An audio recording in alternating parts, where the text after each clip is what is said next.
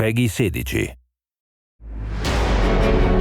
We used to make these great linear campaign shooters, and what we wanted to do with Destiny was create a living world. We are ready to jump into the Trials of Osiris. This place is so cool. By being a live game, we can experiment with things, we can try new things. Bungie listened. They're picking the good maps. We believe that players want a world that they can check into, a world that invites them to come back and check something out that wasn't there before. We want to be a living game. We want it to be a hobby, and the live team is a reflection of Bungie's commitment to doing that. High five. Yeah, all right. The live team has been in charge of doing everything from playlists to weekly patches to Iron Banner rollouts and Trials of Osiris. This is crazy. Oh, there's loot, guys. There's We loot. want to bring in more quest lines, more stuff to do, more stuff to chase, more loot items, more guns, more gear. What I like as a player is that when I come into the world and there's an event going on, the world's a really different place. That makes the world feel alive, and it's just a more fun place to be in. What we want to create is an engaged audience that wants to keep coming back, and that your friends, your social network is part of what's like pulling you back into the world. We have a wonderfully connected community, and that's something that makes Destiny just kind of magical, honestly. Look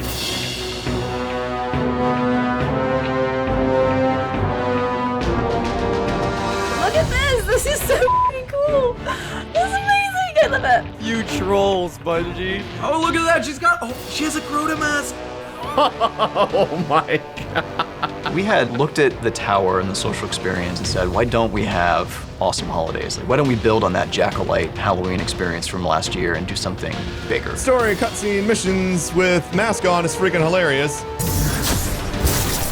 We want to create these community lightning rods of things that people are doing together. If players are responding really well to them, like, that's what we want to build more of.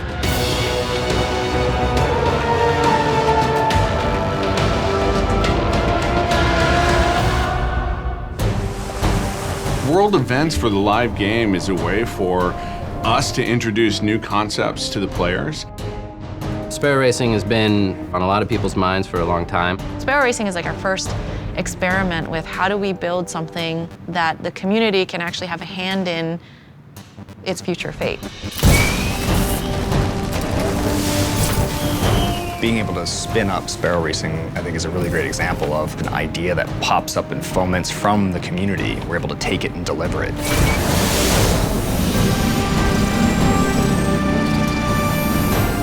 If people love it, awesome, we can continue building on it and making it better. If people don't like it, we can get feedback on it and bring it back, or just decide to scrap it and put our time, energy, and our people on something else. Sparrow Racing is a 3-week event that is hosted by Amanda Holliday, and it's available to all players of the Taken King. La velocità uccide, ma è un bel modo di andarsene.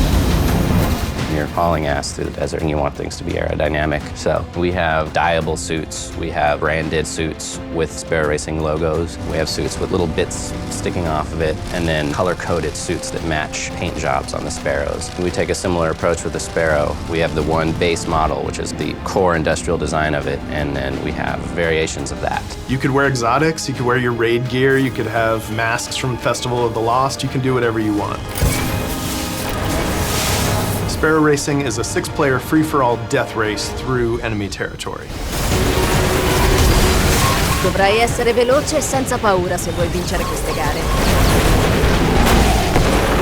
We have 2 race courses, one on Venus and one on Mars.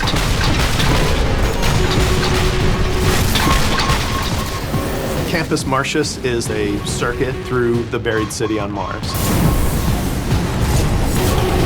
Mars is our easy track, and the Venus one is our more advanced track. Venus is called the infinite descent because you're always going downhill, and at the end you hit a teleporter and it brings you back to the top of the level.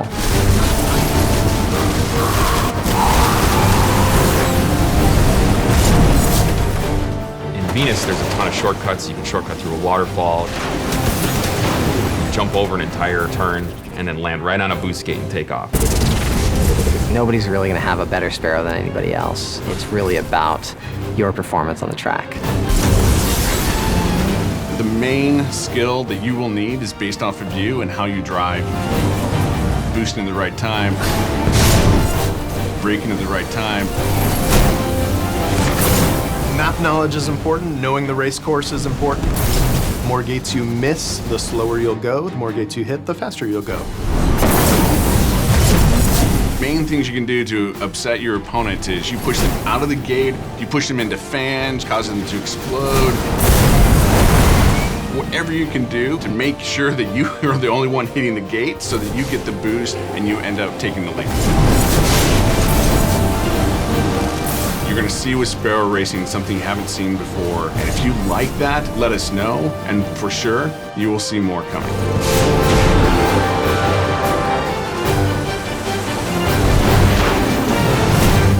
Mi ricordo i bei vecchi tempi quando c'erano solo un Astore e una striscia di terra. Ne sono cambiate di cose.